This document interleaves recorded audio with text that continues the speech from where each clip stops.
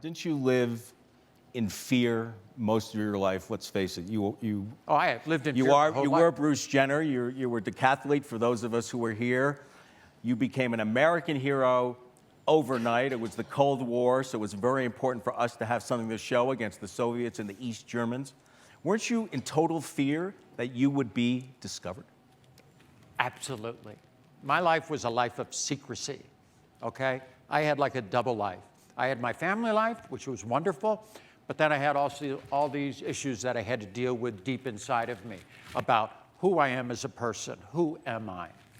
I went my whole life. For the last 2 years before I finally made the decision to transition, my life was absolute hell. I would walk out or get out of my gates and my property, and I would have 3 or 4 paparazzi cars following me everywhere I went, trying to take pictures.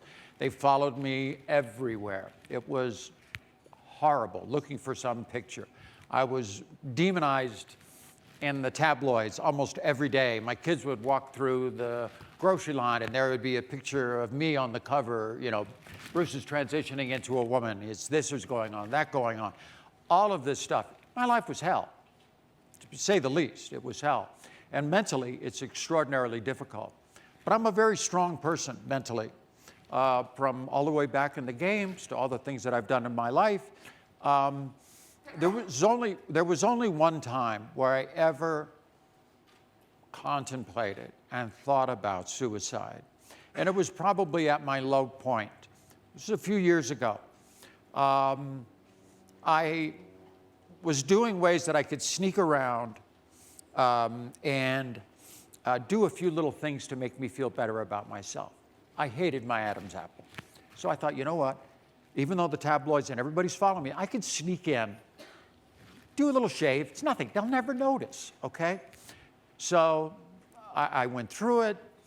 And of course, as I walked out, I did it at 6:30 in the morning on a Sunday morning at the office. It takes like 45 minutes. It's not a big deal. I was out of there by like 9:30. But it looked like the security guard called the paparazzis. And when I came out, my assistant came up to the back door in the alley. And in the 2 feet from walking from the doctor, and I had a thing up, but you could see a little bit of a bandage right here. In that 2 feet from getting in the alley into the car, we never saw him, but a paparazzi got a picture, okay? All hell broke loose. TMZ is calling, everybody. I'm going down the highway, and Harvey Levin's on the phone from TMZ. I've got this picture. We're going to run it. On and on and on. And I said, Harvey, don't do it. Okay? Why? Because it ruins my life, and it ruins my family's life. Don't come up with this story. And he ran it the next day, and I knew he was going to do it. That night, when I knew this story was coming out the next day, I'm thinking, it's over. They're going to go crazy on me. And I couldn't sleep. And I'm in my house in Malibu, and I'm walking up and down the aisle, or up and down the hallway, back and forth all night long, thinking, oh, God, it's just the next couple of weeks, it's going to be horrible. And I thought, you know what the easy way to do? I got a gun in the house. The easy way to do is to go in there and boom, end it, And that was kind of the easy way out at that point. And obviously, I didn't do it. And the next day, I was into remote control helicopters, and I'm in this open field all by myself. And I put the helicopter down, and I went for a walk. And I just thought to myself, wasn't that stupid last night that you would actually think of something like that would actually cross your mind? And I thought, I don't want my story to end that way. I've done all these wonderful things in life. I've raised a great family, the games, all that sort of stuff. What a horrible way to end my life. And it was the beginning of the turning point, saying, hey, if the worst thing in life is that I'm trans, okay, I can handle it. Why did you, and someone asked me this yesterday, and I think it's an interesting question. When you transitioned, you were what, 65, 66? 65. 65, it's a long time. It's obviously a long time to wait. I know there were periods in your life where you had come close.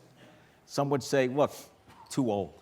65. Why did you decide finally that you had to do this? I had dealt with this subject all my life.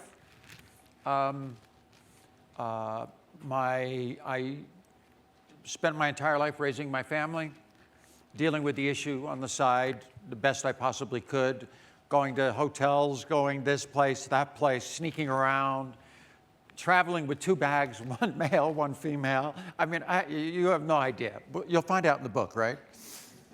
Depends how much you pay me. I'm Yes, paying well. you. Yeah, you will find out about it. But I mean, I went Yes, of through course. all of these things and dealing with it. I thought in the 80s I was really struggling, and I thought I would transition before I was 40. Why? Because I didn't want to be an old trans woman. I said, if I'm going to do this, I got to do it before I'm 40. Got to 39, could not go any farther. I'd been on hormones for 4 years. I was living by myself. I said, maybe I should just get back into life. And because I was basically isolated in a house for 6 years. And maybe I should get back into life. A few months later, met Chris, we got married, and then it was raising a family.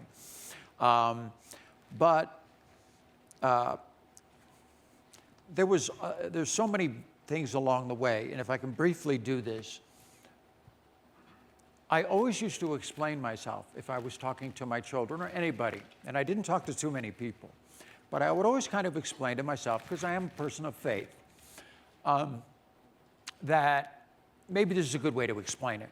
God's looking down, and he's making little Bruce, okay? And so God's looking down and said, what are we going to do with this one? Let's make him a good-looking guy. Let's give him good looks. Let's make him intelligent, give him great drive. Let's give him great drive. Let's make him athletic. That's kind of cool.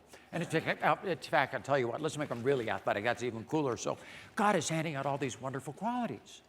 And then he gets to the end, and he goes, wait a second, look at all these wonderful qualities we were given to this one right here. I mean, everybody's got their stuff. You know, what are we going to give this one to deal with? And God sits back in his chair and chuckles and goes, aha, let's give this one the soul of a female, and let's see what happens. Whoosh! Little Bruce goes out into this world. And that's what I've dealt with my whole life. So I explained it to my friends, this and that, and every time I would sit in church, and pretty much everybody out there, when you come to serious issues that you have in life, you always, if you are a person of faith, you always wonder, why did God do this to me? What, is there a reason? How am I doing with it? On and on and on. And I would sit in church all the time and listen to the pastor, and I'd be thinking in my head, in God's eyes, am I doing the right thing? And finally, I invited my pastor after I talked to all my children, one-on-one, I brought my pastor out, and I sat him down. He had no idea what was coming. And I sat down, and I told him my story, and I basically said, in God's eyes, how does he see me? And he said, God loves you and this and that, but I kind of had a revelation that night, and that was that everybody has a reason for being on this earth. And I thought to myself, you know what? In God's eyes, maybe this is the reason he put me on this earth. To tell my story at this point in my life. The way the trans issue is in the world right now, it is much more open, okay? I mean, you know, Renee Richards and everything, it was a different era back in the 70s when she came out and this and that. We had Laverne Cox, the Janet Mox, the People. It was a bigger issue. It was a little bit more accepted. Not really accepted, but a little bit more accepted. And it made it easier for me to make that decision. But I thought to myself, you know what? Bruce has done just about everything he can in life. Done everything. Raised a family, won the games, did this, you know, all that kind of stuff. That maybe I can, for the first time in my life, live my life authentically. And in God's eyes, make a difference.